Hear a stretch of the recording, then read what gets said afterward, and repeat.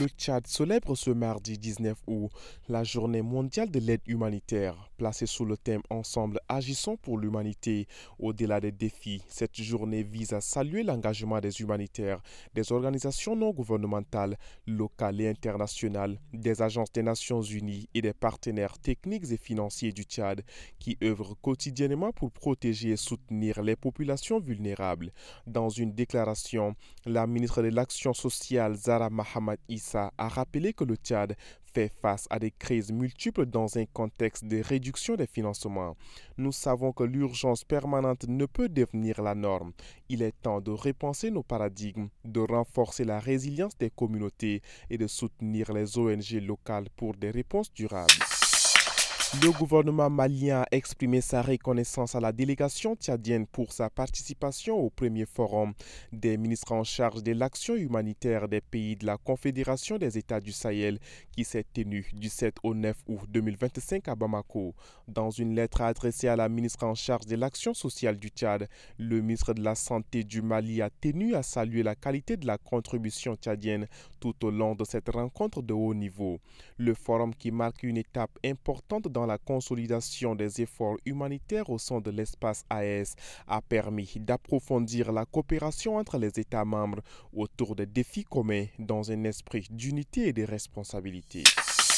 En mission dans le Ouadaï depuis une semaine, le ministre de la Santé publique, Dr Abdelmadjid Abderrahim, a tenu le 18 août 2025 une réunion de restitution à Abéché.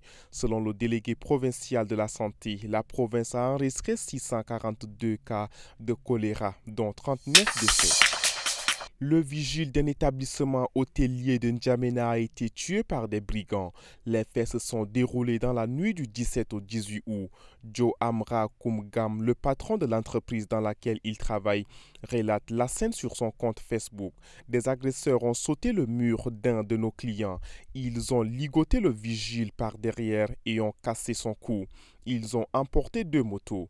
Le vigile Zepkalbo Pafa est en 2e année de l'université. Joe Amra Koumgam appelle les autorités à instaurer la sécurité. Le peuple tchadien meurt chaque jour. L'insécurité règne à ciel ouvert. Par un décret pris ce 18 août, le président de la République du Cameroun, Paul Biya, autorise son ministre des Finances à recourir avec faculté de délégation à des emprunts intérieurs et extérieurs destinés au financement des projets de développement et à l'appurement des restes à payer, à hauteur d'un montant maximum de 930 milliards de francs CFA, répartis comme suit: 350 milliards de francs CFA par émission des obligations du Trésor et ou obligations du Trésor assimilables pour les emprunts à mobiliser sur le marché financier intérieur, 250 milliards de francs CFA par prêt direct d'organismes privés intérieurs, 330 milliards de francs CFA à mobiliser sur les marchés bancaires extérieurs. Ce décret est pris à moins de 2 mois de la présidentielle prévue le 12 octobre. Un scrutin qui voit la participation de Paul Biya, âgé de 92 ans, dont 43 ans au pouvoir.